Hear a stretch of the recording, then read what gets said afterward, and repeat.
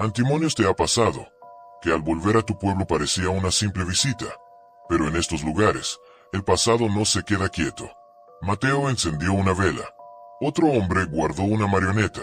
Ambos creyeron que los muertos descansaban, pero se equivocaron. Esta es la última vela encendida. Dicen que cuando cae la noche del 1 de noviembre, hay pueblos que respiran distinto. No importa cuántas generaciones hayan pasado, algo se queda, esperando. Mateo siempre escuchó esas historias de niño, cuando su abuela le contaba que las almas regresaban a sus casas la noche de Todos los Santos. Decía que si escuchabas campanas a lo lejos mientras dormías, no eran los vivos quienes tocaban, eran las ánimas, llamando a las suyas. Este año, Mateo volvió al pueblo por obligación. Su madre había muerto, y él debía encargarse de la casa. Había pasado años sin volver, pero cuando abrió la puerta vieja, un olor seco y frío lo recibió. La casa olía a tiempo detenido. Los vecinos le advirtieron: no olvides dejar una vela encendida, al menos una. ¿Para qué? Para que sepan que recuerdas. Si no, podrían recordártelo ellos. Mateo lo tomó a broma, como todo. Pero esa noche, cuando cayó la oscuridad, notó que las farolas del pueblo no encendieron. Ni una sola, como si alguien hubiese apagado el cielo sobre aquel lugar. Decidió encender una de esas calabazas huecas que su madre solía poner en la ventana. Por tradición, escarbó una vieja en el patio, la vació y le colocó una vela en el centro. Al menos así, pensó, los vecinos lo dejarían en paz. Pasada la medianoche, la vela parpadeó. No fue el viento. La ventana estaba cerrada. Luego, escuchó como los muebles crujían dentro, como si alguien los moviera del lugar. Pensó que era la madera, hasta que vio que la silla donde había dejado su abrigo ya no estaba ahí. La encontró en el pasillo, frente a la puerta del cuarto de su madre. Al abrirla, el cuarto olía a gachas, como las que ella preparaba para esa fecha. Pero la cocina estaba vacía, limpia, muerta. Volvió a su habitación, con el corazón palpitando. Quiso pensar que el estrés lo estaba afectando, hasta que la calabaza en la ventana se apagó. Solo esa. Las demás seguían encendidas por el vecindario. Mateo salió con una linterna, pero en lugar de ver la calabaza apagada, la encontró derretida. No quemada, derretida, como si algo la hubiera exprimido por dentro. Al regresar, escuchó risas pequeñas, agudas, provenientes del ático. Nunca le gustó ese lugar. Subió con cuidado, y en cuanto abrió la trampilla, las risas se detuvieron. Dentro encontró pequeñas huellas, como de manos, como si niños hubieran jugado con hollín en las paredes. Pero no había entrada ni ventana. Esa noche no durmió. En la madrugada, volvió a escuchar que arrastraban los muebles, que reían, que golpeaban las puertas. Pero al levantarse, todo seguía en su sitio. Lo único diferente era la vela en su mesita de noche. Él no la había puesto. Cuando fue al cementerio al día siguiente a dejar flores, el sepulturero lo miró raro. ¿Dónde dormiste anoche? En la casa de mi madre. ¿Por qué? Porque las campanas sonaron toda la noche, pero nadie las tocó. ¿Cómo que no? No hay quien las toque. El campanero murió el año pasado. Y cerramos el acceso a la torre. Mateo no dijo nada. Regresó, decidido a irse. Pero al empacar, encontró algo que no reconoció. Una nota escrita con caligrafía temblorosa sobre su cama. Si se apaga la última vela, ya no volverás a salir. Se le cayó el alma. Corrió a la sala. La última calabaza estaba apagada. Intentó encenderla. La mecha no respondía, como si el fuego lo rechazara. Desde entonces, nadie lo ha visto. Solo cuentan que por las noches, una calabaza con una vela apagada aparece en la ventana de esa casa. Y los muebles se siguen moviendo solos. Pero también te ha pasado que cuidas tanto a alguien, que un día olvidas cuidarte a ti mismo. Yo me quedé por mi madre. Pensé que era lo correcto. Y la casa empieza a guardar cosas que no deberían seguir ahí. Como su voz. Como la marioneta de mi hermano. Esta es el hijo que nunca se fue. Hubo una vez, hace muchos años, un hombre que decidió quedarse a cuidar de su madre. No fue un sacrificio en sí.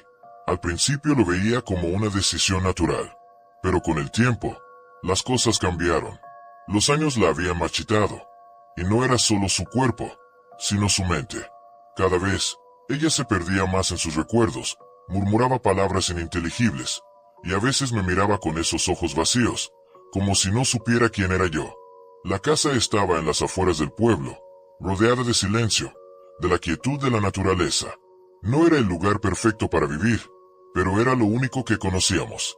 Mi madre, mi hermano y yo, antes de que él se fuera. Mi hermano, el que siempre estuvo lleno de vida, el que jugaba con todo lo que encontraba, y cuya ausencia aún se sentía en cada rincón de la casa. Él, que un día, tras una tormenta, había muerto aplastado por un árbol. Desde ese día, todo se volvió oscuro, como si la tierra misma se hubiera tragado su risa.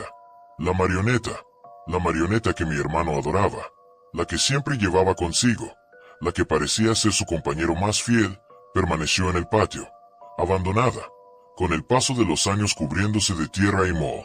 Era solo una muñeca, una cosa rota, olvidada, pero yo nunca la tiré. Algo me decía que no debía. Y mi madre nunca dejó de hablar de él, incluso después de su muerte. ¿Por qué te fuiste, hijo?, repetía una y otra vez. Vuelve conmigo, decía, mientras sus ojos ya no parecían ver más allá de sus propios pensamientos. Una noche, todo cambió. Mi madre se puso peor. Comenzó a delirar, repitiendo frases del pasado, llamando a mi hermano como si estuviera vivo, como si él estuviera en la habitación con nosotros. Vuelve, hijo, la tormenta está cerca. La casa no está segura. Yo la escuchaba, la miraba en su cama, y un escalofrío recorría mi espalda, como si hubiera algo más en esas palabras. No era solo locura, algo más estaba pasando. Yo pensaba que la demencia había tomado el control de su mente, pero esa noche, mientras velaba su sueño, sucedió algo que no pude comprender. La marioneta apareció en el umbral de la puerta. La miré, con los ojos medio cerrados, pensando que estaba soñando. Pero no, ahí estaba, en pie, como si tuviera vida. Y en ese momento, algo extraño ocurrió. Mi madre dejó de hablar, y la marioneta habló. ¿Qué le pasó a mamá?, preguntó, con la voz de mi hermano. Mi corazón dejó de latir por un segundo. La marioneta se movió, y algo en mi pecho se encogió. Corrí hacia la puerta para cerrarla, pero no estaba solo. Alguien estaba dentro. Mi hermano, su espíritu, o lo que quedaba de él, se había quedado atrapado entre este mundo y el otro, buscando a mi madre, buscando respuestas. Mamá, ¿dónde estás? El sonido era tan claro, tan real, que me hizo perder el sentido. Entonces, una sombra se deslizaba por la ventana. Era la figura de mi hermano, pero no era él. Era algo más, algo grotesco. En lugar de su rostro había una oscuridad absoluta, y el sonido de su voz me cortaba el alma. Vuelve a casa, me susurró, y sentí un frío profundo, un frío que venía de adentro hacia afuera. El terror comenzó a crecer, y mi mente se desbordó. Miré hacia la marioneta y vi que estaba cambiando. Ya no era la muñeca rota que conocía. Sus ojos brillaban con una luz extraña, y su boca se movía de manera antinatural. «No me recuerdas», dijo, acercándose lentamente, como si estuviera vivo, como si me estuviera arrastrando hacia el abismo. Corrí hacia la habitación de mi madre, y cuando abrí la puerta, vi que ya no estaba en su cama. Estaba de pie, mirando hacia el techo, como si alguien la estuviera esperando. Algo estaba tomando el control de todo, algo que no entendía. La marioneta, esa maldita marioneta, había abierto la puerta entre los mundos, y lo que había entrado, ya no era mi hermano. Era algo más, algo oscuro, que se alimentaba de nuestra angustia. Grité, pero no había nadie para escucharme. No había nadie que pudiera entender lo que estaba pasando. La marioneta estaba frente a mí, y de repente, todo se apagó. No hubo más palabras, no hubo más luz, solo el sonido de mi respiración entrecortada, el silencio absoluto, y esa sensación de estar atrapado entre dos mundos. El siguiente día, cuando la policía llegó, la casa estaba vacía. Mi madre, mi hermano, la marioneta, todo se había ido. Nadie entendió qué había pasado, pero yo sabía. El terror no terminó. Lo llevaba dentro de mí, y el eco de esa noche aún me persigue. No sé si lo que sucedió fue real, pero desde entonces, en cada rincón de la casa, algo sigue mirando, esperando que lo recuerde. Quizás no lo haya hecho. Quizás todo esto fue un mal sueño. O tal vez nunca dejé de escuchar esa voz. Bueno, antimonios, esta historia ha llegado a su fin, pero el miedo apenas comienza. Activa la campanita si quieres descubrir qué acecha en la próxima entrega. Campana,